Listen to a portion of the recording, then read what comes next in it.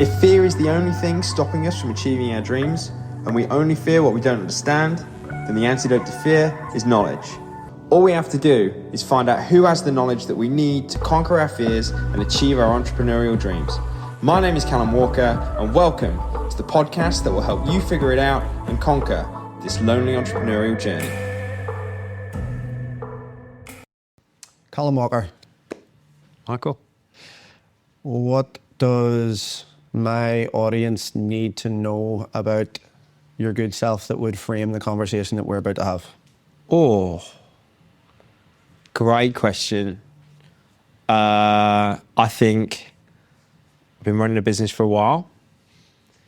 I've made a lot of mistakes, and off the back of that, stumbled across a lot of solutions that allowed me to overcome those specific problems and see the lessons within those mistakes. And I kind of found a lot of those solutions in physical exercise, nutrition, and other physical and mental tools that have allowed me to be able to do that. And I can share those lessons with your audience. What does high performance mean to you? Oh, that is a great question. That is a great question that I think not a lot of people ever actually ask. And legitimately ask. I think that if you ask most people what high performance is, it's just doing the best that you possibly can, which I think a lot of that, would be true in terms of doing the best that I can with what I have. Absolutely. But I think high performance is about, for me, getting super clear on what is it that I am actually trying to achieve. What do I legitimately want to achieve?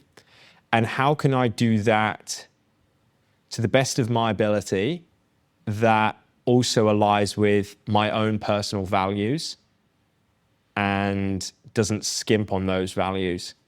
So I think it's about being able to do what it is that I truly want to do at the best of my ability while enjoying it at the same time. What tools do you use personally from a nutrition standpoint, from a sleep standpoint, from an energy standpoint to optimize your own performance? How long you got? We've got 90 minutes. Right. I think the first thing, everything for me starts with my sleep. Everything starts with sleep because without sleeping well, life is just harder and more challenging. And I think that if I kind of look at almost like from a business point of view, what all of these sort of physiological tools allow me to do, allows me to make better decisions. And I think that fundamentally your decisions drive your actions and then your actions drive your results. So if you've got crap results, it means you've taken crap actions off the back of poor decisions. So I think that the decisions that you make naturally are, it's significantly harder to make a high quality decision when you're in a sleep deprived state. Now that doesn't necessarily just have to be kind of in terms of your business, but it can also be in terms of like, let's say you're trying to level up your overall health and fitness.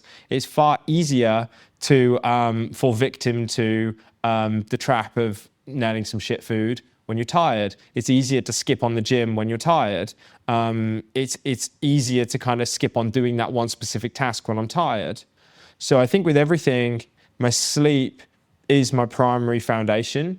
And I've really had to kind of change up my relationship with sleep over the past few years because I guess in like society, it's very much almost put on you that you are lazy if you stay in bed for a longer period of time. And again, there's this culture of like sleep is for the weak. You're, again, almost like, I'm an early riser. That means that naturally, because I'm an early riser, I'm committed to the grind, I'm committed to this whole thing. And I'm like, okay, that's fine. And I fell into that trap myself. But you know what I found? I was waking up at 4:30 in the morning, 5 in the morning, and I was fucked. I'd sit there trying to do my work and absolutely nothing would come. So I think as well, like you then tie this into high performance, I'm not actually performing particularly well when I'm in a sleep deprived state because what I'm actually trying to execute and what I'm trying to do, I don't have the ability to do that at the best level that I possibly can. So I think with everything to start with, it all starts with my sleep. And all of these other tools in terms of the kind of foods that I eat, the time in which I eat, the way in which I train, all of these things all kind of add into the quality of sleep. Because again, you look at like, I find that, I've been running a business for a while now. It has just become more and more and more clear, like for me, that it literally kind of the success of my business comes down to what is going on between my ears. And if you look at part of the purpose of sleep, specifically you look at like your REM sleep, so rapid eye movement sleep, that's where the brain is processing all of the information that I've taken in for the day, and it's actually kind of determining whether it's going to sink in or not. So in terms of almost kind of learning, leveling up, the same with from a training point of view, like your muscles don't grow when you're in the gym, they grow when you're in bed. So again, like, prioritizing that period of time to actually instill all of the new information that I've collected throughout the day, whether that's been an experience I've just had with a client, whether it's a new idea that I've been mulling over, or whether it's like a new piece of information in terms of like a new skill set that I'm trying to develop. It sinks in when I'm sleeping. And again, like I kind of mentioned that for me, the way in which I train, when I train, the way in which I eat, when I eat, the quality of foods that I eat, all kind of tie into this almost like pre-sleep and post-sleep sort of cycle. So that's my primary foundation. Yeah, I heard, is it Matthew Walker, the term sleep on it, even from a problem-solving standpoint, like not just absorbing information, trying to digest information, trying to create new information, but also trying to resolve a problem that you're stuck on. Because he actually said this thing, I'm not sure, I think it was Matthew Walker, where he said, if you think about even dreams and how dreams manifest, it's almost like you're looking through a telescope back the other direction. So in the direction that you're not supposed to look, so the other way around. And that's pretty much how he views or explains dreams to people. It's like you're trying to solve a problem through a telescope, except you're looking through it the other way. And so I know that it's a huge part of high performance. Yeah. From a purely tactical standpoint, like nutrition aside, what should people be doing in terms of optimizing their sleep? Your main thing is your light exposure more than anything to start with. Actually, do you know what? I think the first thing is actually getting to grips with prioritizing it. Okay. I think first of all, you've got to go like, okay, right, I need to understand the value of this thing. And I think the first thing is just to kind of notice how much different you feel when you're well rested versus when you're sleep deprived. So I think the first thing is getting clear on like, right, okay, I'm legitimately going to be invested in optimizing this. Yeah. But the problem can be, I find, and I definitely got sucked into this, that you become so focused on optimizing your sleep, you then can stress yourself out by going, oh, I haven't done that, and I haven't done that, and I haven't done that, I haven't done that. And then off the back of that, then your heart rate is kind of racing, and then you struggle to get to sleep. And then when you're struggling to get to sleep, you then get pissed off with yourself that I'm not sleeping very well. And then when you get pissed off with yourself, you're not sleeping very well, you're just lying awake. And then you're like... It's like you need conditions to be perfect in order to go to sleep. Yeah. Lavender on the pillow. And it can need light exposure for a certain period of time. Yeah, absolutely. But I think that can tie into so many other things, like, with my training, like, I learned that, I push that if I do some form of like, palm cooling, for example, I can then do more work. Now, if my palms aren't cooled, then I can't train now. So again, I think you've got to be careful on this perfectionism sort of mindset. Yeah. Around like, what's the lowest hanging fruit? Yeah. Use that.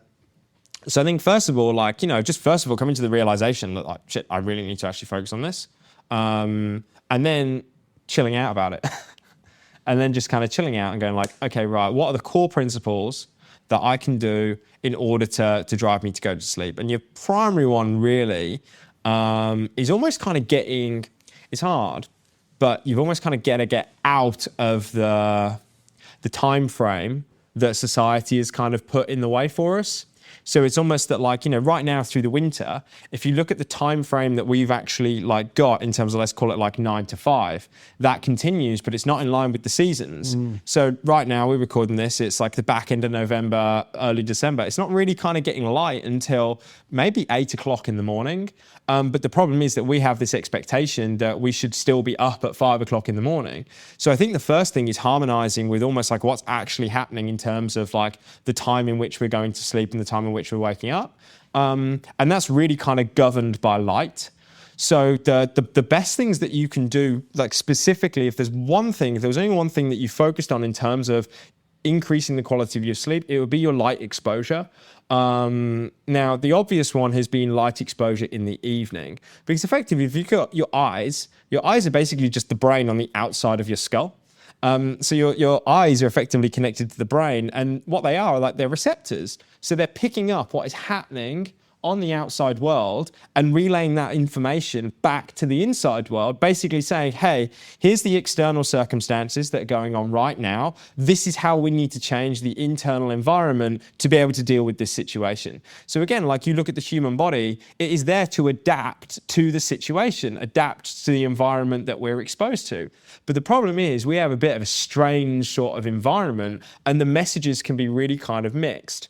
So if we kind of look at light specifically, when it's bright, the eyes pick up and detect the amount of light that is available to us. That sends a signal to the brain, effectively saying it's daytime. And when it's daytime, as human beings, what do we need to do? We're not nocturnal animals, so during the day we need to be awake, alert, and aware. But when it's pitch black and it's dark, the eyes pick up the presence of a lack of light, send that signal to the brain to say, hey, it ain't sunny anymore, time to go to bed. Now, what is a potential problem that we can experience with that in modern society? Artificial light. Artificial light. It's light when it shouldn't be light. So even right now, like, again, it's 20 past 4 at the time of recording this. It's starting to get dark.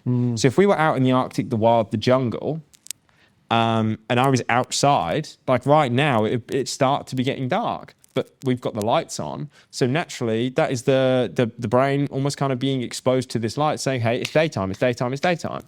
So the problem that we can have with like artificial light is that when it is dark outside, the eyes pick up the presence of that light. That sends a signal to the brain, say, hey, it's time to go to bed. That then results in the production of the hormone called melatonin. Melatonin it doesn't necessarily kind of send us to sleep.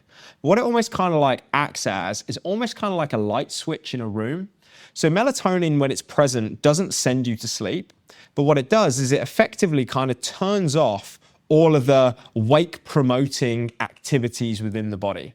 So it's the same as when you go into your bedroom. When you turn the light off, you don't immediately go to sleep. But you are far more likely and far more ready to go to sleep when the lights are off and you're in your bed than when the lights are on and you're not in your bed. So that's kind of how melatonin sort of acts. So the problem can be that when we're almost kind of like within society, we're exposing ourselves to a high amount of light in the evening when it should actually be dark. We should be picking up the presence of darkness and increasing the production of melatonin. The body's chilling itself out and ready to go to sleep. But the problem is that we're still exposed to all of the lights. Either we've got all of the lights on, we're watching telly, I've got my phone here and I'm flicking through TikTok, looking at dogs for about 3 hours, and that is sending a signal to the brain to say, it's daytime, it's daytime, it's daytime, it's daytime, which then suppresses the production of melatonin, and that makes it harder to get to sleep, and the quality of sleep that we experience decreases. So first thing, I always kind of say, real simple thing, lights off, lamps on.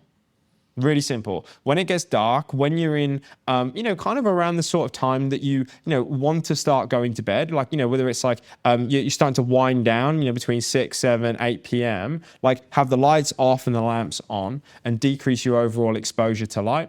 But on the flip side, what you also want to do is expose yourself to as much daytime light and as much daylight as you possibly can in the early parts of the morning. Because again, like kind of see it as that light serves as a signal to the brain to say, hey, it's time to be awake, or hey, it's time to be asleep. So the problem is that, like, again, if we look at within society, when we wake up in the morning, we'll probably just stay inside. So right now, for example, it seems like it's really quite bright in here. Okay, it seems like it's quite bright, and light is measured in lux. Okay, so Lux. So I've got an app on my phone. It's called Light Meter. It's completely free. If you just go on Google, the App Store, and just download Light Meter, it's got like a little camera on there. And if I kind of like showed you all of the light in here right now, it would come up with almost like about 200 to 300 lux, okay? So 200 to 300 lux worth of light. Now that might seem like, okay, it's really quite bright in here. But if I actually went outside first thing in the morning, it wouldn't feel like it is that much lighter at all, but you'll find that you'll probably have about 10,000 lux when you go outside. So you look at that, that's like what, 50 times the amount of light exposure. And is that the photons that basically? So it's kind of like the dispersion of light across okay, the sky. So it's just wider spread. Yeah. So effectively what happens is that if you're not being exposed to that light sends a signal to say, hey, it's daytime, time to be awake. So the problem can be that we fall out of this like natural circadian rhythm. So to kind of start off with, like the two primary things that I would really focus on is get outside. As soon as you wake up in the morning, get outside and expose yourself to as much light as you possibly can. And then what will happen is that naturally that sends a signal to the brain to say, okay, right, we've been exposed to this light, but specifically if you can get out as close to sunrise as you possibly can. What's really interesting is if you look at sunrise, it has a very unique array of colors. So you experience a very unique array of colors at sunrise as you would in comparison to the daytime. So you have this like hue of like oranges and yellows and blues and all of this sort of stuff. And the body knows that that only happens twice a day. I've just woken up. I'm exposing myself to that type of light in that amount. That then sends a signal to the brain saying, okay, well, we've only been up for like half an hour, which means the sun must be coming up, which means the day must be starting. So what happens is that ramps up almost like the activity in the body. Our circadian rhythm effectively goes into activation mode. And if you look at your circadian rhythm as to what it actually is, it's simply a change in temperature of the body. Okay, so if you look at temperature is effectively almost like the speed at which things move. So when something is hotter, it is moving faster. When something is colder, it is moving slower. So what happens is that when your circadian rhythm is in a place where we are more activated, more alert, our body is hotter, which also kind of ties into other things that we can do in the morning to make sure that we are more activated, and we want to do it through controlling temperature. Light exposure is one way. It tells the body that, hey, we need to be alert and awake. That then starts to ramp up the body's temperature. But then secondly, another thing that I do, first thing in the morning, I'll have either an ice bath or a cold shower. And I do that for multiple sort of reasons. The first one is that I was procrastinating like hell with my business at one point. And I think, again, what did you say? Was it procrastination is the assassination of the destination? Like that has stuck with me. Like, because if you look at it, like you want to have your, success within your business, you have to do more, you have to produce. You have to, actually make something happen. And if you're procrastinating, it means that something is not being executed, something is not being created, and something is not being done. So for me, I always kind of see like, my exercise, nutrition, sleep as a metaphor for how I also want to live my life. So for me, there are multiple sort of like physiological and psychological benefits that come with cold water therapy. But the big reason as to why I did it was really around and why I still do it first thing in the morning. One, from a sleep point of view, which I'll touch on in a second. But secondly, I was procrastinating like hell, okay? If I look at kind of procrastination is me knowing that there's something that I need to do, and if I do that specific task, it will improve the quality of life that I will most likely experience. So if I go and do this specific thing, then naturally it'll get me one step closer to where I want to be. But the price of doing that is conscious effort, okay? So for me, when I was procrastinating like hell within my business, like I knew what I needed to do, but I couldn't do what needed to be done. I started doing cold water therapy properly. So we were actually talking about this the other day, actually. But I was kind of cheating on my cold showers. Yeah. Because what would happen would be like I'd have like a really hot shower. It'd be all nice and rosy and warm, and then I'd turn it freezing cold. But the thing was, that was kind of easy to do. It wasn't particularly hard and it wasn't particularly challenging. See, what I decided to do was actually change it up. And I was like, right, okay, first thing in the morning, the first thing I'm going to expose myself to is a freezing cold shower. So I'm going to get outside first thing, go and get my light, and then come back in and then expose myself to a freezing cold shower. Because the one thing I did not want to do, I knew that if I do this specific thing, it will make me feel better, okay? It will make me feel better, but that voice in my head was starting to kind of say like, just have a break today. You know, you work really, really hard. Just have a nice, like rosy, toasty, warm shower. It's freezing cold out there. Make sure that you're nice and warm. And the minute that I take a breath and go, no, I'm in charge, turn it freezing cold and step in, from a mental perspective, I'm saying, I'm in charge. I'm in charge in terms of the direction in which I'm taking this specific thing. And that naturally started to kind of manifest itself into all of the other work that I was doing within my business. So like when that voice, you know, it's interesting because I've been using that production pivot that you've kind of spoken about in terms of like the minute that kind of crops up and there's something that you need to do, my mind starts to immediately go to all of the reasons, oh, I'll do it later, oh, mañana, oh, I'll do it then and then. But again, like I go back to almost like how you do one thing is how you do everything, because I'm relentlessly kind of like grooving it into me that this is what we do. I know I need to do this specific thing, but I'm going to take a breath. I'm going to step in and do that. That then translated into overcoming procrastination with other things, but also kind of tying in with your circadian rhythm. What's really interesting, again, we kind of look at like circadian rhythm in terms of being activated and aware. We have like a higher temperature of your body temperature, okay? That puts us in more of an alert state. So one of the best things that you can do is do cold water therapy first thing in the morning for that, okay? Now that might sound counterintuitive because it's like, well, surely if I do cold water therapy, it's going to make me cold and that's going to decrease my body temperature.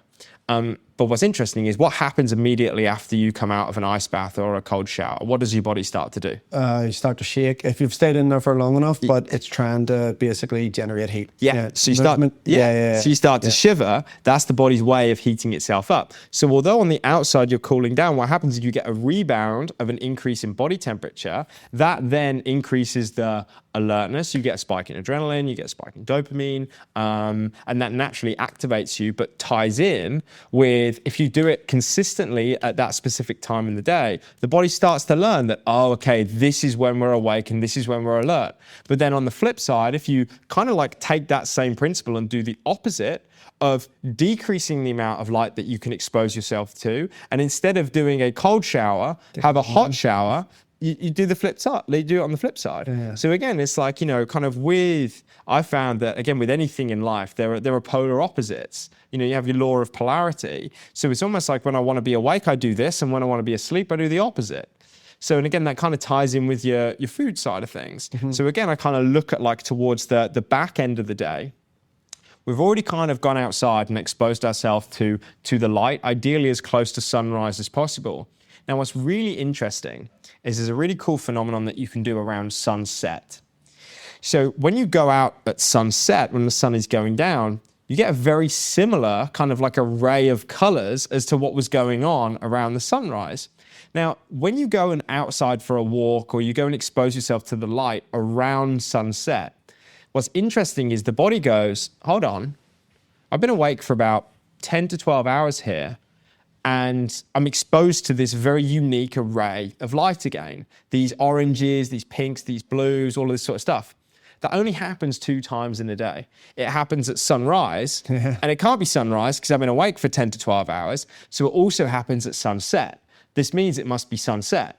So what does that mean in terms of where we are in the day? It means the day must be coming to an end, which means that I'm getting closer to nighttime, and it starts to ramp things down and starts to prepare you to get ready to go to sleep. But then the other thing which is really cool about this, if you can kind of master it, that when we kind of like, you know, when you're out when it's supposed to be dark, and you're exposing yourself to light. So one of the problems can be that like later on in the evening, you might be going out for dinner with a friend, you might be doing something, you get a little bit of anxiety around your light exposure. What's really cool is that if you expose yourself to the light around sunset, that the sensitivity of the eyes to light actually starts to decrease. So because I got out around the sunset period, it's interesting because the sensitivity of your eyes go down and the impact of that evening light isn't anywhere near as potent and doesn't disrupt your circadian rhythm as much. Okay, so artificial light is not as heavy if you get some natural sunset. Yeah. Nice. Which is pretty cool. That is cool. So yeah, so from a sleep point of view, there's loads of things that you can do. What's your thoughts on, I know it seems to be quite popular in the biohacking world now. I know sight is your nervous system's first connection with the outside world, but what about then second connection, soles at the feet? People talking about grounding. Yeah. Does it play an impact in terms of circadian cycle or high performance in general? What are your thoughts on it? I think the way that I see it is, I think for me, in terms of like high performance, the thing that has helped me the most has been getting out of my head and getting into the world. So almost kind of like, you know, we can have this relentless, incessant addiction to thinking and relentlessly be thinking and consciously in our own mind. And I think one thing that's really kind of stuck with me in terms of growing a business or in life in general was a quote that I heard in a song, which was, the goal isn't to show how creative you are, it's to see how much you can notice. And I think the problem can be that if you're constantly in your own head, you're actually missing everything that's actually going on, which is where all of your ideas actually kind of are. So in terms of like seeing the data of what is actually going on in your business. So things like grounding, I think that the way that I kind of see it, and I see getting outside, is more of kind of like a meditative sort of activity that I'm actually feeling my feet, for example, on the floor. I'm actually feeling the sensation of that and I'm getting out of my mind and I'm getting into my body, so to speak. So it's why as well, like, you know, if I look at kind of my routine in the morning, like I go outside, get my sunlight. I have no music or anything like that. I go for a little walk and then I go back into my garden. And I'm doing that while consuming an electrolyte tablet. So I'm making sure that I'm adequately hydrated. And then I'll go and do my cold shower. And then I'll immediately go into a really kind of like a 10, 15 minute little yoga slow flow, which is really about, for me, just kind of getting out of my own head and just almost kind of like being able to start the day from a place of stability, as opposed to almost kind of allowing life to kind of sweep me up. Yeah. I'm going like, right, no, actually, do you know what? I'm coming from a place of stability. I'm giving myself that space.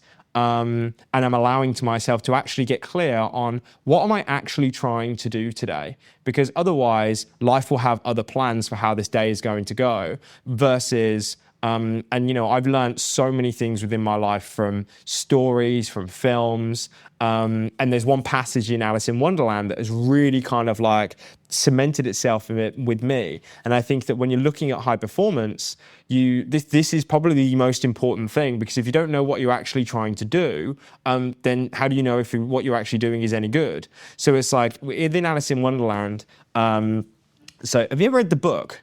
I actually haven't, no, but I've seen the film years ago. I haven't seen it since now, but... The book is fucking weird. Right. Like, you can tell that, like... You can tell that he wrote it, like, under some form of psychedelic sort of influence. It is weird, and it doesn't really make sense. But there is a part in there, there's two parts which really stuck with me. Which again, like, you know, I kind of tie in with whenever I'd have someone come to me and be like, is this good for me? I'm like, well, what are you trying to do with it? Like, you know, what you're actually trying to achieve. And basically, there's a scene in Alice in Wonderland. She's walking around and she's lost. And she comes across the Cheshire Cat. And she comes to the cat. This cat's got this massive grin on its face. And she's like, oh, Mr. Cat, which way do I need to go? And the cat goes, well, where are you looking to go? And she goes, oh, I don't really care. And the cat goes, well, it doesn't matter which way that you're going then, does it? And there's another scene where she's eating these cakes. I don't know if you can kind of remember in the film. She's eating these cakes. One's making her really big, one's making her really small. And she's having a real nightmare. She's having a real pickle. You know, she's eating one, it's making her really big, and the other's making her really small. She comes across this caterpillar. And the caterpillar goes, she goes to the caterpillar, she's like, Mr. Caterpillar, like, which cake do I need to eat? And the caterpillar goes, well, how big do you want to be? She goes, I don't really care. Well, it doesn't really matter which cake that you're trying to eat then, does it?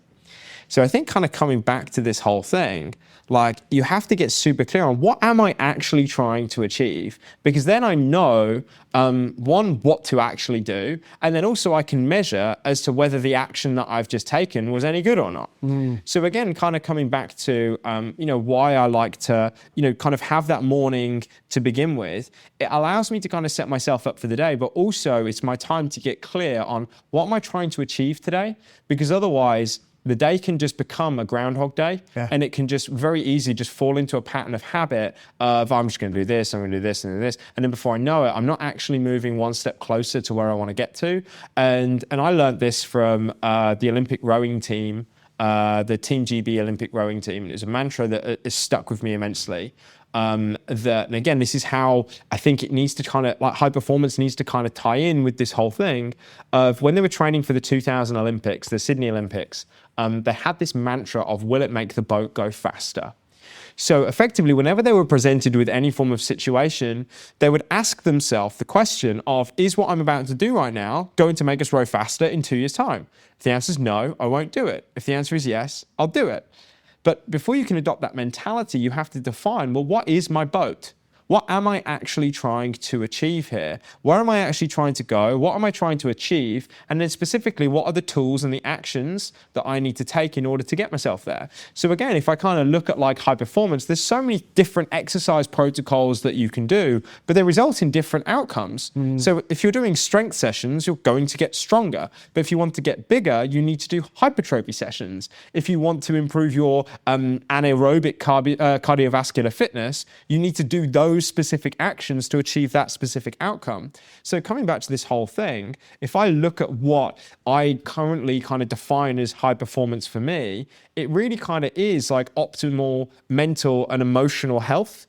And I use all of these kind of physiological tools, whether it's cold water therapy, my light exposure, my sleep, the manipulation of the food that I eat throughout the day, all to effectively put myself into the mental and emotional state that will almost kind of like allow me to perform whatever it is that I'm trying to perform at the best possible way. Does that make sense? Total sense. Talk to me about nutrition and how, firstly, it might impact sleep, because we were talking about this earlier. Yeah. And so protocol that I used to use was carb backloading, which I think got your approval. And I kind of, I don't know where I kind of stopped using it. I think I heard the term, if you can't do it forever, don't do it for a day. And then I kind of questioned, would I do that forever? I don't know. I might revisit it because I don't remember it being overly challenging for the reasons that we discussed earlier,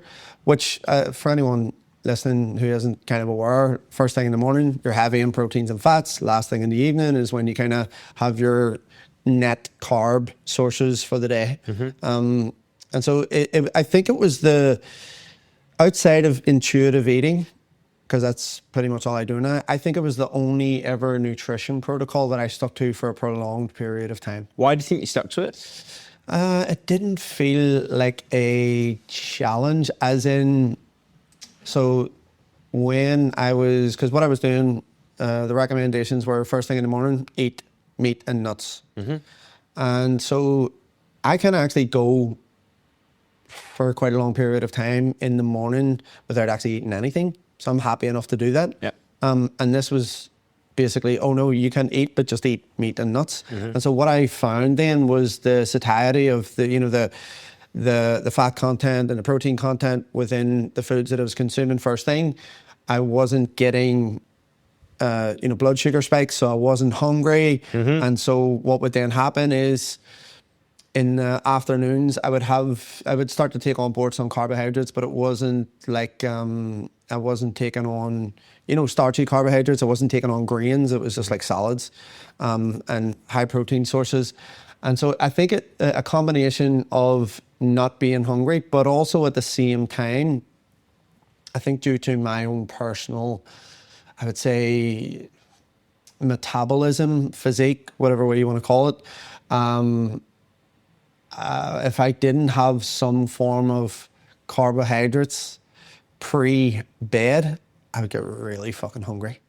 like Yeah. really hungry. So there would be a period of time throughout the day where I would be like, oh my God, I'm like just starving now without having had some sort of carbs. And this protocol kind of allowed late in the evening to, you know, have your carbohydrate sources, which for me was still intuitive. It wasn't like I was tracking. Yeah. I was just like, okay, this is my opportunity to get starchy carbohydrates in there, you know, rice, potatoes, whatever. And then fruit. And then I was like out cold. Yeah. And so, yeah, it just seemed like the easiest protocol to stick to. Yeah. Well, I think that's the most important thing, to be honest. Yeah. I think from a nutritional point of view, the real secret is being consistent, but you have to be able to be consistent. And I think there's a couple of things. I think first of all, you have to legitimately like what you're eating. But the problem is, and this is kind of my problem with a lot of PTs that I see, kind of talking about from a nutritional point of view on social media. They're just talking about, oh, you know, eat whatever you want, like, you know, be consistent and everything. And I'm like, that's really pretty shit advice. Because I think that in order to have anything kind of worthwhile, someone has to give. Yeah. And I think that like it, again, you know, I guess that like if you're looking at it mainly from just solely a weight loss perspective, then it kind of depends. But I think that if you're really kind of looking to perform at your highest level, like you have to be consistent with it and you do have to like it. But also I can eat foods that I like that don't give me my desired outcome. Like I like pizza, but it makes me feel like shit. Doesn't mean I should eat it all of the time. So I think you have to kind of find that sweet spot and that balance between, okay, it's something I legitimately enjoy and I can see myself being consistent with, it fits in with my lifestyle, I like it, but it also gives me the desired result. So again, like I think you have to do this dance between the two, because on the flip side, I've followed nutritional protocols that have definitely given me my desired outcome in terms of a result. But overall, in terms of my lifestyle, I was like, I probably don't want to do this for a long period of time. So it doesn't quite hit the sustainability button. But on the flip side, I'm like, I can eat pizza every day, but it's not going to give me my desired outcome. So you have to find that like that balance for you. And I think that's a process. I think that's a process that you go along. Like I went through a period where I was ketogenic the majority of time. And I think this is one of my bugbears with the ketogenic diet, that people go on about how it's unsustainable. I'm like, well, I managed to sustain it really easily. And I actually just made it as enjoyable. And I think any diet is as sustainable as you make it. Like I made it really easy and really enjoyable. And I just figured out different ways. Like I'm not being funny. Like whenever I was having breakfast, I was having full fat Greek yogurt, nuts, dark chocolate, raspberries, blueberries, some peanut butter in there. I mean, that's hardly particularly challenging to eat. Like it's not, and I don't understand how that's unsustainable. That is literally like the highlight of my life. Yeah, is it just like a lack of creativity sometimes? Yeah, that's the one. Because any diet you go on is going to be restricted. You've got to get rid of something. So that's if you're going on a stereotypical sort of diet anyway. But I think kind of coming back to the performance side of things, again, like I got very, very heavily invested in ketogenic diets, and I still am. But I think my take on them has changed slightly, as I think that using a ketogenic diet to optimize your mental performance, I think you have to determine what your mental performance is. And one thing I will say is that if you do ever go down the route of a ketogenic diet, for example, one thing you will really notice is seriously enhanced mental cognition. I just find like when I am ketogenic, and I have been ketogenic for a while, ideas just come really easily. My ability to concentrate is seriously heightened. Why does that happen? Multiple sort of reasons. And actually, it kind of comes into one thing that frustrates me is when people refer to a ketogenic diet as a fad. Because the way I actually got into ketogenic diets was I just finished my master's degree in performance nutrition. And my mum's best friend, her husband, he's basically like my uncle. You know the uncles who you're not actually kind of related to, but he's just my uncle, yeah. So my uncle Sonny, he's one of the top neurologists in the world. So he was head of the epilepsy ward at Birmingham Children's Hospital. He's now head of neurology at a top hospital in Dubai. He said to me, he was like, have you looked at ketogenic diets? I was like, nah, they're a fad. Like, I'm going to do it. Like, he's always bollocks. And he goes, no, like, legit, like, you should look into these things. Now, when he speaks, you listen. Okay. Because I'm like, you are literally top, like one of the top doctors in the world. And it was interesting because then what I was taught to do when I did my master's degree, I didn't get taught a lot of stuff in terms of, I did a very special sort of like special, a different type of master's degree. Your standard one is something called an MSc. So it's basically, here's a course, go and learn that stuff. Whereas I did something called an MRes, which is a master's of research, where the main thing I was taught to do wasn't necessarily here's a load of information. What I was actually taught was how to determine what is good research and bad research. Okay. So 2 papers could like show, one could be ketogenic diet screws up cognitive function. The other says ketogenic diet improves cognitive function. For me, what I was trained to do is determine which one actually, you know, pays the most to actually see whether we look into it or not. It was a meta-analysis? Yeah, so whether it's like meta-analysis or literature reviews, all of those sorts of things, I was taught to actually look into that and go, okay, that's good science or that's not good science. So he gave me... Sorry to barge in there, but like off the top of your head, when you say what's good science, like what was some of the defining characteristics of good research? Well, first like of all, the amount of people, the duration? Amount of people. If you're comparing the 2 groups, are they actually kind of matched? Because you could have like control. So let's say you have like placebo versus someone goes and takes this supplement. If your placebo group is full of 70-year-old women, and then your other group is full of 20-year-old men. I know that's an extreme. Like, how can you compare the 2? Yeah. So sometimes the groups aren't matched. Also, if you look at a lot of like low carb research around exercise performance, the majority of the time they define a low carb diet that they're using as like 30% carbs. Right. And I'm like, that is nowhere near low enough to come to the conclusion that that doesn't have an impact on exercise performance in terms of low carb. So looking at those specific things in terms of whether it was like the actual like number of people, then you're looking at like the length of protocol. So again, like with the ketogenic diet, you know, we briefly kind of spoke about it in terms of like ketogenic flu. The problem that most people experience is that they don't realize that when it comes to ketogenic diet, it's an adaptation process. Okay. So it legitimately kind of changes the way in which the body actually deals with fuel. It flicks over from running exclusively on carbohydrate to start being able to run, well, not exclusively, but running predominantly on carbohydrate to being, you know, able to run pretty much almost exclusively on fat. So it legitimately changes the way in which the body actually works. And that takes time. So typically you find that there is an adaptation period of 2 to 3 weeks. So a lot of the papers that were looking at ketogenic diets were like 4-day ketogenic diet, 7-day ketogenic diet. I'm like, well, no, like if you look at what would happen if someone goes on a ketogenic diet for just 7 days, like it will show that they are basically like pretty unhealthy right now because the body's going through a metabolic change. But kind of coming back to the purpose of like, you know, ketogenic diet. So how I came into it was Sonny basically, he was saying, it was like, look, with all of our children with epilepsy, we put them all on a ketogenic diet because it changes the way in which the brain functions. Yeah. So we'd have children who'd be having like 50 to 60 seizures a day to having like 1 or 2 a week, which is mad. So it's a legitimate way of kind of changing brain chemistry. So what you find is that when people go ketogenic, what happens is that if you're a carb-adapted individual, so let's say I'm eating carbs on a regular basis, and it makes up kind of the majority of my diet, which is the majority of people, the rest of the body, so you've got to see it as the brain and the body are 2 separate things, okay? So you have a barrier effectively like below, like almost kind of like around your brain, which is called the blood-brain barrier, that basically kind of separates the brain from the body. Now, when I am carb-adapted, the body will get the majority of its energy from carbs, but it can use fats, okay? It can use fats as a source of fuel, so it can flip between the 2. It will be prioritized in terms of carbs.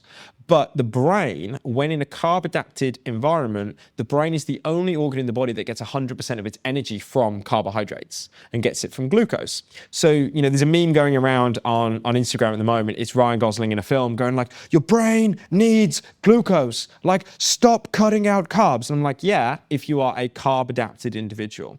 But what happens is that when you go ketogenic and you remove the carb source, the brain then goes, we can't be greedy anymore. Like the rest of the body can effectively get pretty much 100% of its energy from fat. But now the brain can't be hungry and go like, okay, we have to get 100% of our energy from glucose. It can start to get up to 2/3 of its energy from fat, but specifically these things called ketones. So what happens is that the brain starts to kind of change in the way in which it functions. And specifically, I think there's multiple kind of reasons why you get these sort of benefits from it.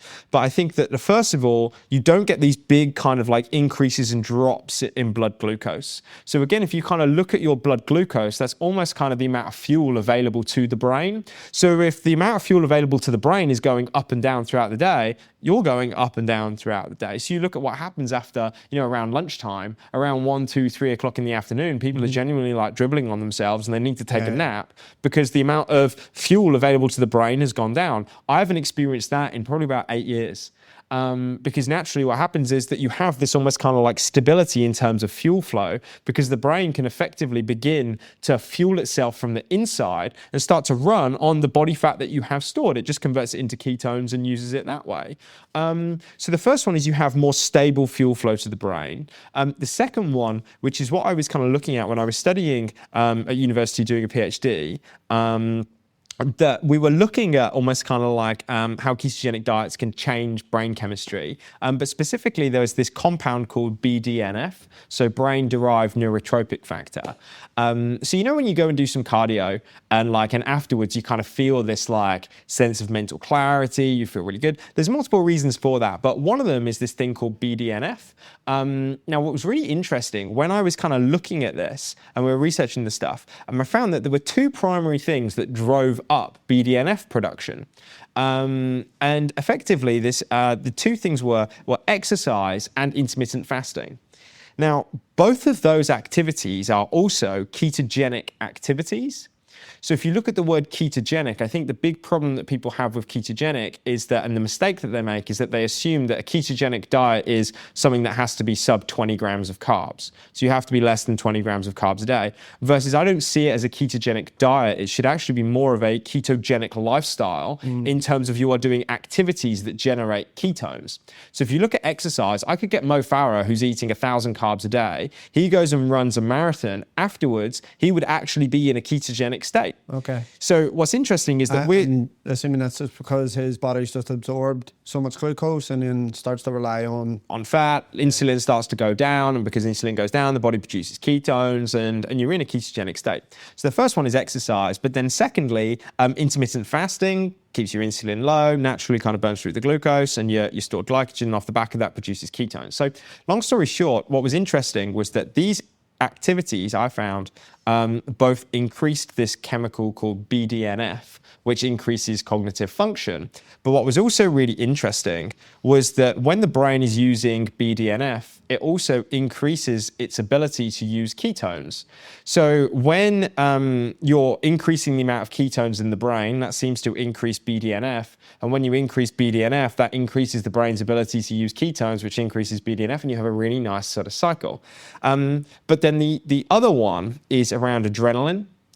So if you kind of look at like intermittent fasting, for example, the amount of adrenaline that is in your blood, within your body effectively, is directly correlated to the amount of glucose in your blood. So when your blood glucose is low, adrenaline is high. And when your blood glucose is high, adrenaline is low. So again, you can start to kind of manipulate that. And we kind of briefly said this around lunch, where it was that I kind of have started to see nutrition more as not necessarily, kind of performance nutrition, not necessarily food, but kind of compounds and chemicals that I'm almost kind of putting in my body. So specifically, we come back to like your meat and nuts diet. It makes a lot of sense because first of all, what happens is you're eating a high protein, low carb diet. Okay. So you're able to bring in nutrients, chemicals into the body without increasing glucose. Yeah. So that is keeping your blood glucose low. So when your blood glucose is low, you're increasing the amount of adrenaline. And we kind of got to get clear between the difference between there's two types of energy I see anyway.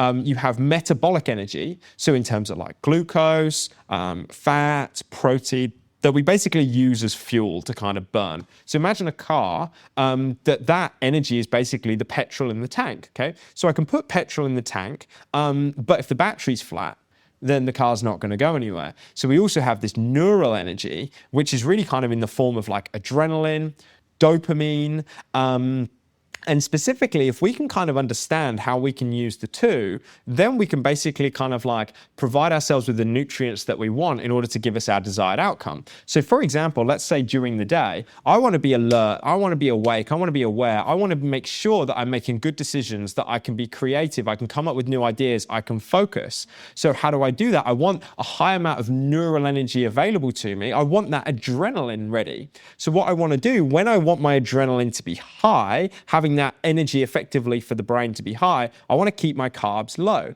So what's interesting is that you'll find that, again, when you're really low carb throughout the day, my adrenaline is high and you don't get these sorts of crashes. So for me, whenever I'm speaking or whatever, like today, I've been very low carb throughout the whole day. When I spoke at the summit, I was low carb throughout the whole day because I wanted that adrenaline to be there to be able to actually have the energy to do it. But secondly, the other thing is you look at meat and nuts specifically, they contain an amino acid called L-tyrosine, and L-tyrosine creates dopamine. Now, if we look at dopamine specifically, what's interesting is I think people's kind of relationship with dopamine and how they see it is kind of like the wrong sort of way. They see that dopamine is the molecule of pleasure and it makes you feel good. Like, yeah, it does make you feel good, but dopamine is more of a molecule of motivation and to want to do more of something and to move forward with something. So again, if you look at dopamine, in order to move a muscle, so let's say if I move my bicep, for example, in order to do that, I require dopamine, which makes a lot of sense as to why it's the molecule of motivation, because you think about motivation, it's moving towards something. So I'm moving towards something, I require that dopamine. But what's interesting is that adrenaline is made out of dopamine. So I kind of see it as almost kind of dopamine is the motivation to want to do a thing, and then adrenaline is the energy to go and execute that specific task.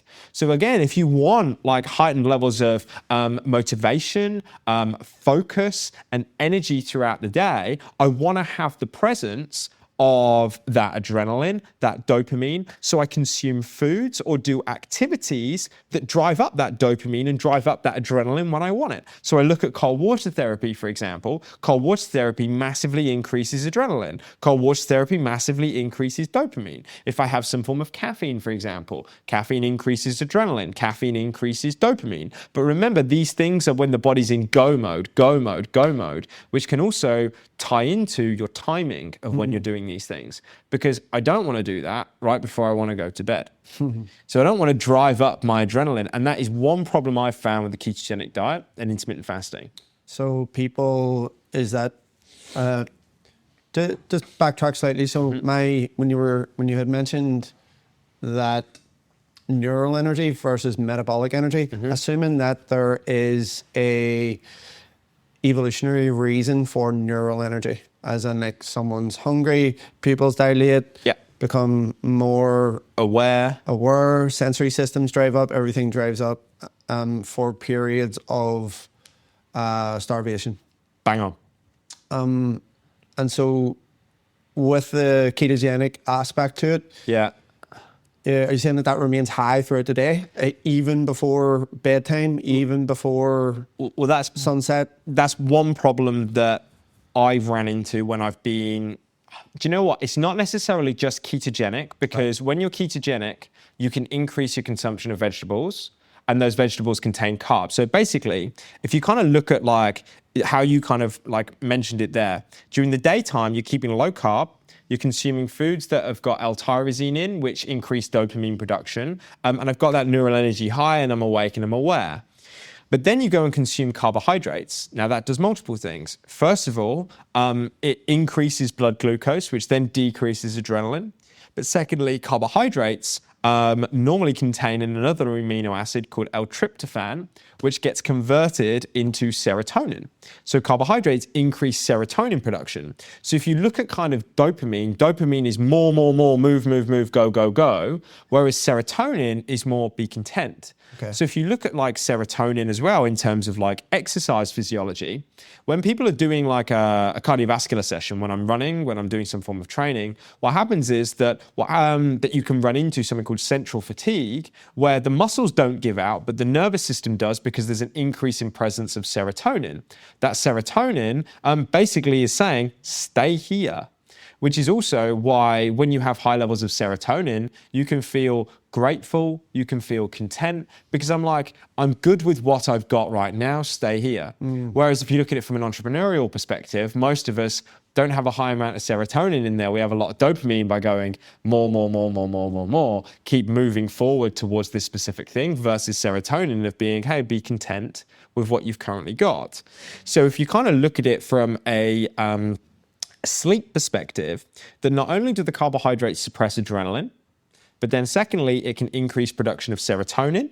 Serotonin makes you feel calmer. It keeps you content, but also that serotonin gets converted into melatonin, and melatonin then starts to kind of flick off all of the switches and kind of chills you out and you're ready to go to sleep. So one challenge I find when I am going through periods of ketosis for a long period of time, so I'm talking between 3 and 4 weeks, there's a time and a place for it, because if there's a period in my business where I'm like, do you know what? I actually need to be on a real drive here. On a real drive, whether it's from a sales point of view, got a lot of speaking, doing this, and this, and I do want to be more in go mode, then I do kind of go into a ketogenic phase. But the problem comes with if I do some extended fasting, my adrenaline is just a bit too high for a bit too long. And then when it comes to getting to sleep, two things happen. Either one, I find it really challenging to get to sleep, or I'll wake up in the middle of the night at like 2-3 o'clock in the morning, and then I'll struggle to get back to sleep. So you almost kind of can fall into this category of being tired but wired.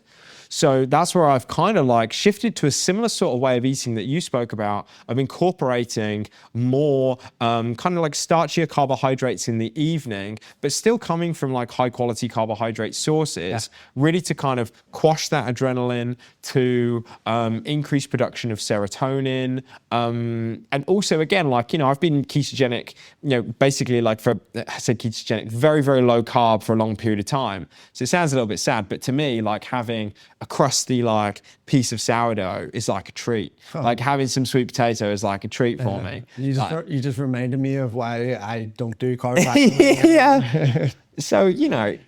But I think there's an important lesson in there of all of these things are tools to achieve a specific thing at a specific time. So when you can do this, you can go, okay, actually, what am I trying to achieve here? So if I'm really trying to achieve almost kind of focus, mental energy, mental clarity, then I will go down a lower carb route, potentially use intermittent fasting, potentially incorporate foods that have got L-tyrosine in it, have a higher protein content in there, and I'll do that throughout the day. But then in the evening, incorporate some more kind of carbier stuff. And I promise you, 3-4 years ago, you would not have heard me talking about that. And I think that that's a really important thing.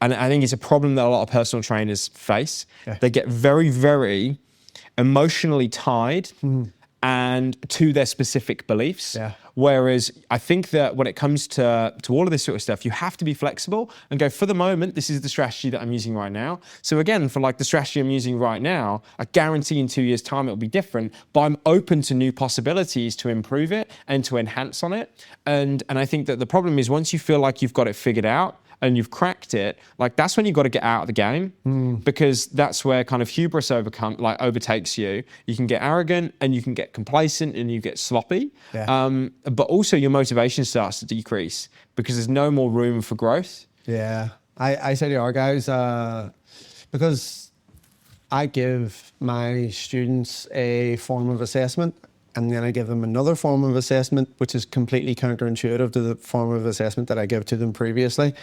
And I can always sense that there's a confused look on their face when I give them the counter argument. So the guy who introduced them to the first systematic way of thinking in the first place, then comes back to them and says, hey, see that first thing? Disregard that and just listen to this. Yeah. And then it's almost like a look of confusion. And they're like, but what about the thing you said previously? And normally I'm like, fall in love with that concept, but don't get married to it, because it probably change. I mean, it changed in my mind from last week. So it's like everything has a time and a place, and if you're too rigid in your beliefs about that one thing, I've just found too often throughout my career that when periods have came where I have found myself so rigid in a belief, and I'm not willing to sway from it. I've always proved myself wrong in future, because that's what research does. That's what research exists for. It exists to prove ourselves wrong. And so by, being unwavering in your belief about this thing, basically what you're saying is, well, what you're saying is you're going to ignore like future research, and it doesn't matter because you could well get proved wrong in that period of time. Like, how often in life have you seen experts who have come up with a theory and then later down the line said, hey, do you know what, I was wrong about that thing? And they were like, that person was the person making the most noise about the thing. And then they've come out and said, oh, hey, sorry, look, what do you call the guy? I mean, you're going to know his name. He was like really, when we were talking about ketogenic diets, I think he had the term carbs are bullshit or something, and he would just say this at the start of every single video. Eddie Abu? No, not that guy. Paul Saladino? Paul Saladino. So am I right in saying this? Now, again, I'm not heavily into the nutrition world, but am I right in saying that he has kind of swayed from his initial message of eat only, like stay away from grains, just eat this type of eggs, even stay away from some fruits and vegetables and everything else. So he actually had like a list of do's and a list of don'ts. Yeah. But now it's like, okay, just maybe I was wrong about this. And of all the people in the world that you would never suspect of having any kind of wavering thoughts about the message that he so loudly shouted about, it was not him, but it turns out now he's kind of... Yeah, but I think that kind of brings up an important concept of, with social media, what is the main reason why the majority of people are using social media as a media to market whatever they're looking to sell? And at the end of the day, if you look at from a marketing point of view, a confused mind always says no. So I think the problem and the challenge that you face, especially in the fitness industry, is people almost kind of like are coming out being completely certain, like this is the way. Yeah. They're being polarizing solely from a marketing point of view. So it's like, for example, and again, like, and that's where I think that it can be not necessarily dangerous, but I think that in terms of the message that they're putting out there, how much can you look into it? Because again, it's almost like, I always had people say to me, in terms of your business, be the ketogenic guy. Be the ketogenic guy, because it's super clear that when people buy your product, for example, they're going to be buying a ketogenic meal plan. It's super clear. It's polarizing from a marketing point of view, polarizing hits, and naturally you'll make a ton of money. So how can you not fall into that category when you know something about it? So again, I think it then comes down to like what this whole thing really is kind of about for you. And I think that the problem was I definitely slipped into that. I wasn't particularly like immensely loud and vocal around going, everyone should be on a ketogenic diet, because that's never been my full belief. But I think that the problem has been that, yes, okay, it could have helped in terms of my marketing message in the short term, but there then comes a point where I go, right, what game am I actually trying to play with my business here? Yeah, if you've got that internal conflict going on, that's going to play out in the real world. Yeah, but then also I think more importantly, there's no room for growth. And I think that again, with a business, I think, because it's fucking hard. Like, it is so hard. And, I remember my brother saying this. Me and my brother were talking about like the stats of like, within the first 5 years, X number of businesses closed down. And he was like, no, you can't like look into those stats. And I say, no, you have to look into those stats, because the reason I believe that the majority of those, well, if not all of those businesses closed down, is because of the person. Because the person running that business, like, yeah, there are absolutely circumstances, but they chose to stop. Yeah. They chose to stop. And it's hard, like it is so hard to do that. And I think that you have to have, I know for me anyway, I'm saying you, but for me, I'm like, I feel that you have to have this unrelenting desire to consistently move forward, and there has to be progression, and there has to be a direction. And I learned this from Brendan Burchard. He said that there has to be a meaningful pursuit that you're going on, that you're moving forward with things. Whereas if my message was solely everyone needs to be on a ketogenic diet, where can I move from that? The only way I can move from that is by going, I'm no longer the keto guy. because then my marketing message starts to kind of change. So I think you have to get clear on what this whole thing actually is for you. And for me, like, my business is a vehicle to really kind of expand my own personal growth by acquiring new information from a nutritional point of view, then a new information from an exercise point of view, new information from a business point of view, and being able to then relay that back and share that message on a regular basis. So I think that you have to you have to be careful with what people are kind of like seeing on social media, solely because the main reason these guys are on social media is to get their message out there. Principle of marketing number one, confused mind always says no, be absolutely clear cut in your message. Whereas if I'm kind of the guy who goes like, hey, do you know what? You could try this, but you could also try that, and you could try that. It's vanilla. Yeah. Oh man, I seen this girl, and I thought this trend had kind of died a fucking death. I was hoping that it had, but I seen this girl just the other day. I don't even know how. I think it was a friend who's also another nutritionist had shared something, and this girl shared, "Here's what I eat in a day." And there was a stack of raw meat on plates, right? So it was like raw bison and raw venison. And in the morning, it was cubes of butter inside medjool dates with raw milk, something. And I was just like, I looked at this girl, and then I was like, out of curiosity, I want to see what the fuck is going on here. And so I clicked on her profile, and she'd done a few videos like this, and I was like, I want to see her eating the raw meat. So I was like, I'll go back a little bit more. No, she's displaying it, and she's saying, here's what I eat in a day, but there's actually no videos of her eating the thing. They're nicely pretty laid out on a plate and shit.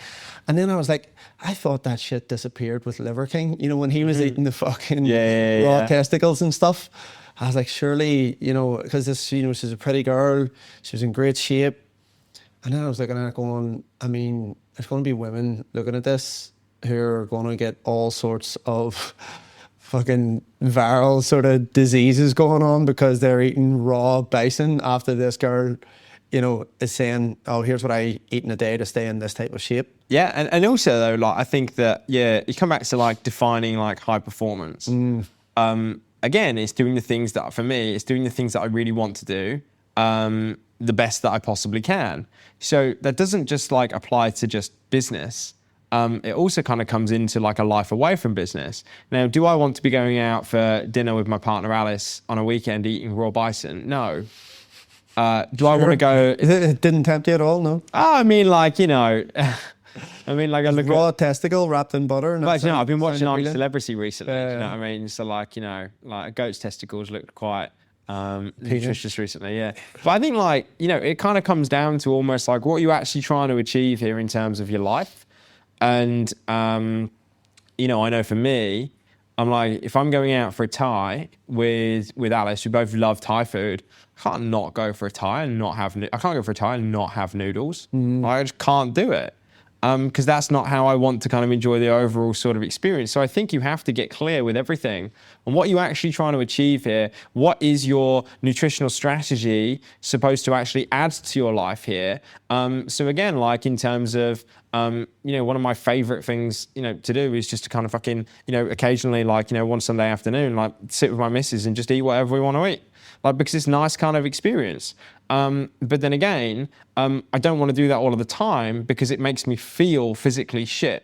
So I think one of the biggest shifts that's really kind of enhanced my own physical and mental performance has been getting away from almost kind of using exercise, nutrition, sleep as a way to change the way in which I look. Because again, like that, you look at the positive feedback that you get from that. And again, if you've got any coaches listening to this at the moment, one of the best bits of advice that I could pass on to them, to pass to their clients, is to get their clients away from focusing on the aesthetics and focusing on the feeling. Because the challenge you have is that, let's say that I'm doing a cardiovascular exercise session. Yeah, let's say I'm doing a cardio session and my sole goal is to lose weight to fit into a suit. Yeah. The problem is, if I go and do that cardio session, immediately after, if I look at the feedback that I'm getting off the back of that effort, I've just like busted my gut. I then look at myself and I literally look no different. So in terms of almost like the goal that I'm trying to achieve that is solely around looking, I look no different.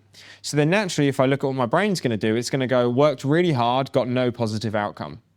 So eventually, like someone is going to kind of like, it's hard to consistently keep that like delayed gratification with it. Whereas if you're focusing on how you feel, well, immediately after a cardiovascular session, like I feel fucking differently. I feel mentally in a much better place. I feel healthier. I feel fitter. Mentally, I feel clearer. That was positive. And off the back of that, because that was positive, that then causes me to want to do more of it. We come back to dopamine. If my expectation and what I'm trying to get out of that exercise session is I'm doing this exercise session to feel good, and then I feel better than I ever actually expected myself to feel off the back of that training session, the feedback that I get is I felt fucking brilliant from that. Let's do more of that. So for me, I want to do cardiovascular exercise. I want to do strength training, but not because it causes me to look better, because my desire to do cardio to look better is very, very low because I don't get that feedback. Whereas the feedback I get from doing cardiovascular exercise from a feeling point of view, like any form of anxiety that may present itself, any form of like low mood or whatever, it completely disappears off the back of moving. And again, that makes a lot of sense because in order to move, I require dopamine, which then causes me to go, okay, right, I'm in more of a positive and almost kind of like, moving forward sort of mindset. So I found for me that, again, like, one of my favorite books was Napoleon Hill's Think and Grow Rich. Like, I have absolutely devoured that book. And it's interesting because every time I read that book, I learn something completely new. Yeah, it's and it's nuts. But the thing that he kind of talks about is that, like, make sure that you encourage the presence of more positive emotions as opposed to negative emotions. And the thing that I've kind of found is that, like, and this has been something that has really kind of allowed me to ensure that a bad moment does not become a bad day. Because throughout the whole time you're running a business, like, bad shit happens. Like, shit stuff happens. You can make a sale. Someone's like, yeah, I'm all in. And then the next day they go, actually, buyer's remorse, I'm not invested. That can be a real kick in the nuts. I know for myself, previously, that used to compound. And what would happen would be that bad moment became a bad day. So I remember, like, one of my best friends is a professional golfer, and I was really trying to, like, ramp up my golf. And I said to him, I was like, Lee, why am I so shit at the moment? And he says, it's not that you're shit. I said, well, I keep putting the ball in the trees. And he goes, the problem isn't that you keep putting the ball in the trees. The problem is that when you're in the trees, you then go and play another shot that keeps you in the trees. So your problem is you're compounding errors. You're allowing that one error to continue, and then it fucks everything up.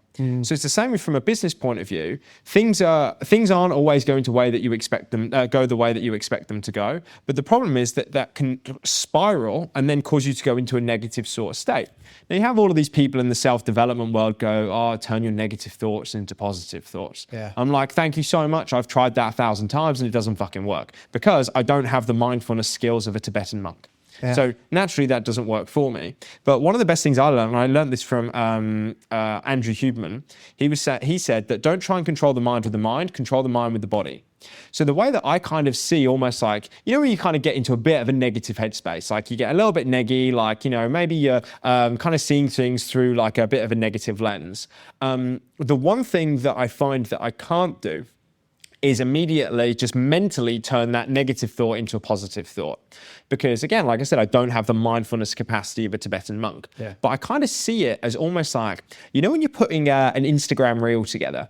So when you put a reel together and you're putting some music onto the reel. So you get two volumes. So you have the volume of the music and then you have the volume of your voice. Yeah. Now what's really interesting, I find, and this is something that's really, really helped me anyway, is that when I got that negative voice going, oh, you're shit, oh, no one wants to buy your product, I'm like, right, okay, I need to turn that volume down. Now, the problem is that if I just focus solely on positive thinking, the problem is that right now I've got the negative voice on 100. If I just focus on positive thinking and put my voice that I actually want up to 100, I can't hear anything. Yeah. So I've got the music, the negative stuff, and the positive stuff there together. What I actually need to do is reduce the fucking negative volume first and then increase the positive volume off the back of that. So I go, okay, right. So for example, when was it? It was about about 10 days ago, I was in a negative headspace. And I was like, right, okay, I need to change this. So first thing, I look at it and I go, right, in terms of the volume, it's at 100% in terms of the negative. I need to bring that down. I use some form of change in my physiology. So I went and trained, and then I went and sat in the sauna. That automatically changes my physiological state. And what that does is it brings that negative voice down to here. But I don't want to be operating here. I then want to put that positive spin up to there. So then what I do is I go and do some form of activity of gratitude. Now, I think the problem I found with gratitude is that people say, oh, write down 3 things that you're grateful for. And I'm like, okay, that's great, but it doesn't really kind of seem to be particularly powerful for me. Hard. It is hard to think of that. Whereas for me, I go, right, instead of thinking about things to be grateful for, go and do something that actually makes you feel grateful. Okay. So for me, I go like, right, okay, actually what I'm going to do is I'm going to go and spend some time with Alice and go and spend some time with my partner actually doing something enjoyable. Or something as simple, it's going to sound really silly, but just recording my own podcast always puts me in such a positive state because it reminds me of, I get paid to do this thing. Yeah, you get a positive feedback loop. Yeah. Sometimes I would, whenever I do get into that headspace, I'm like, bro, like you're way fucking behind here. Like you're slacking, like you haven't done enough.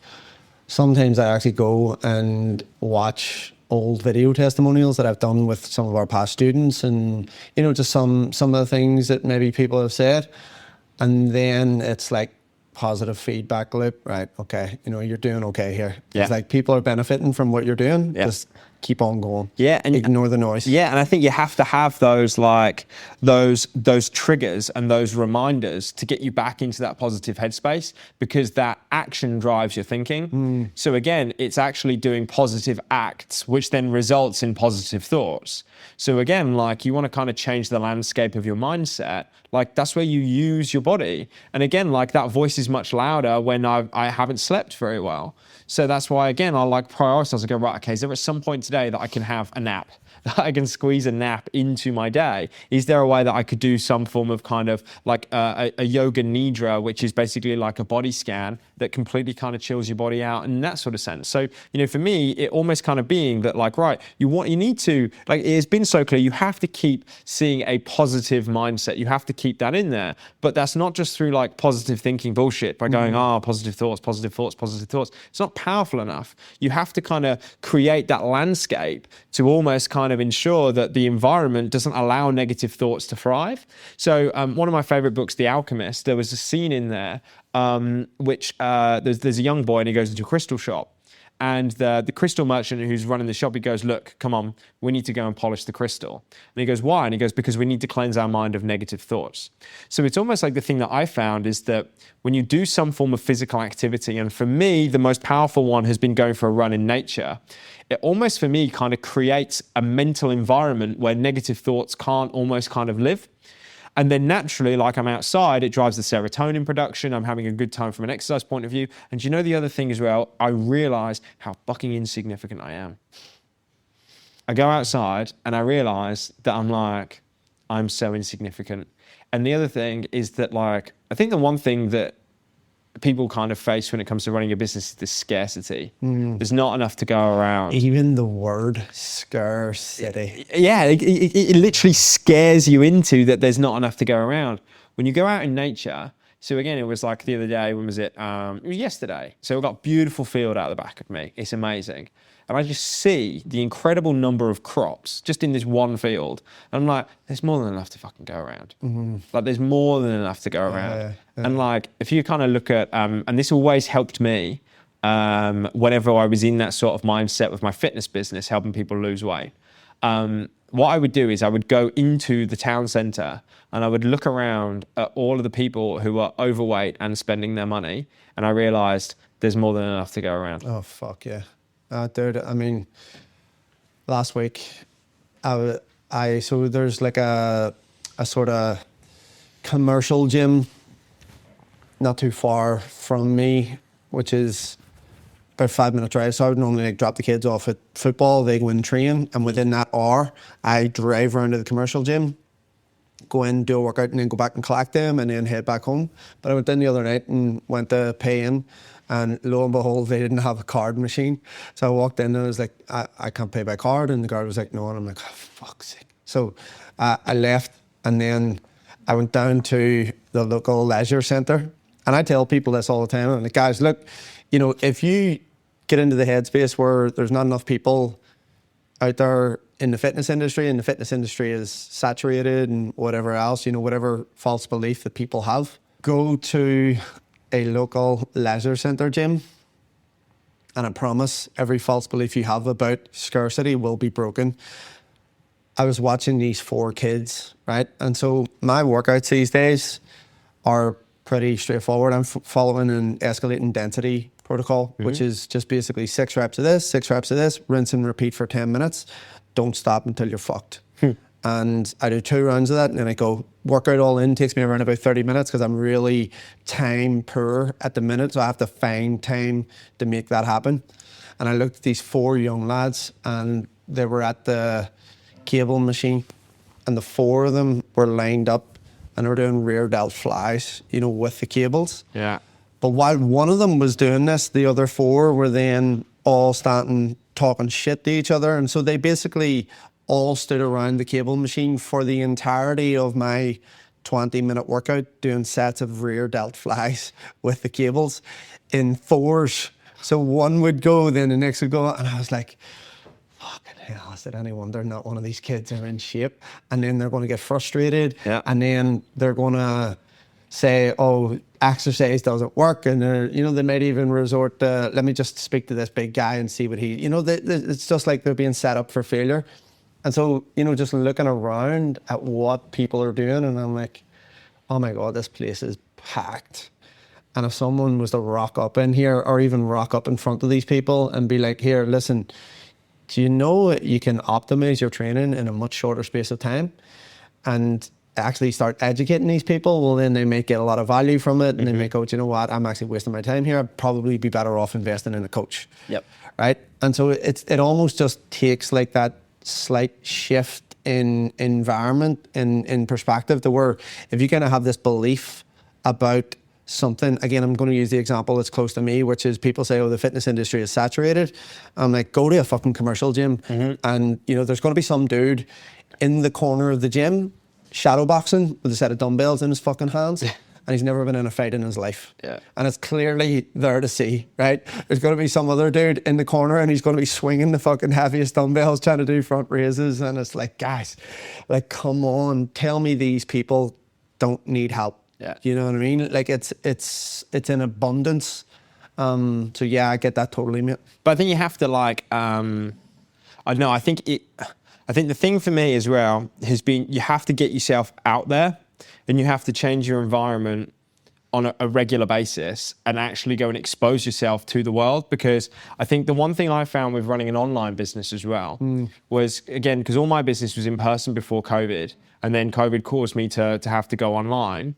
And I found that the one challenge with running an online business was that it caused me to almost kind of like go in, and that all my marketing was online, which kind of like stopped me from almost kind of exposing myself to the world and actually seeing the abundance that there actually is around. The number of, so again, for me, like, I look at, you know, the primary people that I work with is personal trainers. So again, like, you know, that just by solely being online, I'm only seeing the personal trainers online versus actually going to a vast number of gyms and seeing the number of personal trainers that there are. You then start to kind of experience and see that there is so much to go around. But I think the other thing is kind of coming onto that, like, environment.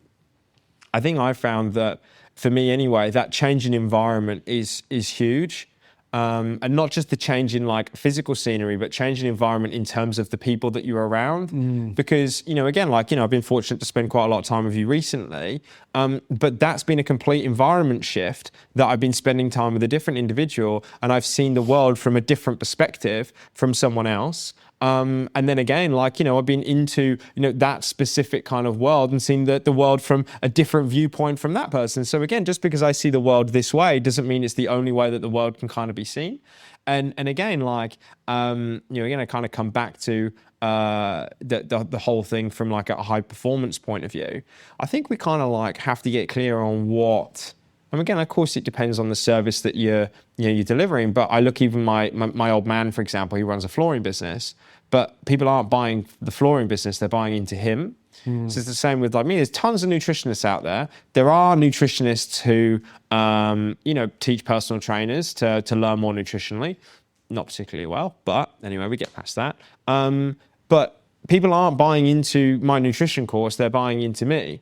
It's the same with, they're not just buying into a personal training course, they're buying into you. So therefore, I am technically the product, which means that if I am the product that they're purchasing, doesn't it make sense to make the product the best version that it can possibly be? And the way that I do that is through effectively being a walking advertisement for the result that this person can actually get, but more importantly, the person that they can become.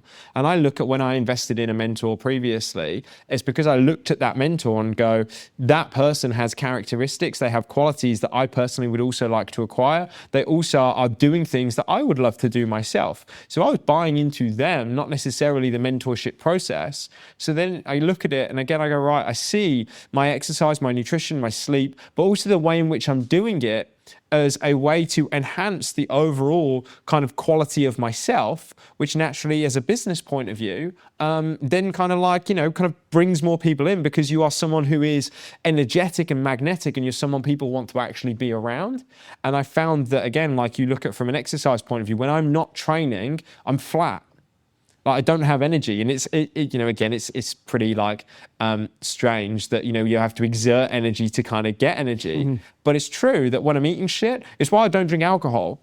I very, very, very rarely drink alcohol, because it just puts me in such a shit mental state. It makes me see the world through a very murky sort of lens, and it decreases my ability to enjoy this whole thing. So again, I kind of look back to what all my physical training, my nutrition, from a mindset perspective, all of these sorts of things, they allow me to do the thing that I love doing the most, which is my business. That my business is almost kind of like, yes, okay, it pays for my lifestyle, but it's also my biggest hobby, and I enjoy it the most. And it is so much more enjoyable to do when I'm fit physically and mentally. So I think that when you fully enjoy the business and you want to do the thing and you want to grow it, and when you want to do more of it, that's when you then become more and more successful, because you want to do more of this specific thing. You want to deliver more service. You want to deliver a higher quality of service. And the way that I think that you do that is by making sure that you're the best version of yourself to be able to do those things. Because if I can come up with better ideas, if I can execute tasks faster, more effectively, more efficiently, this thing moves along even further. I can do more of it at a higher level, and I can enjoy it, and I can expand it across more and more people. And then that, again, it becomes a no-brainer as to why I don't train. Yeah. Why I have to train. Nice. What is one question that I should have asked you but didn't? Who's my favorite superhero? And how does that superhero optimize for their performance? Oh, how does he optimize? Well, fortunately, it's interesting. I've actually got him next to me. There we go. So it's Spider-Man. For those of you who can see this, Spider-Man is the man. Do you know how Spider-Man actually became more optimal? No. Joined the Avengers. Right. So he changed his environment. Changed his environment, became part of the Avengers, got to learn from other people who actually believed in him. He went away from being a lone wolf, and he surrounded himself with other people who had other unique skill sets. You look at kind of I'm a massive comic book nerd, huge comic book nerd.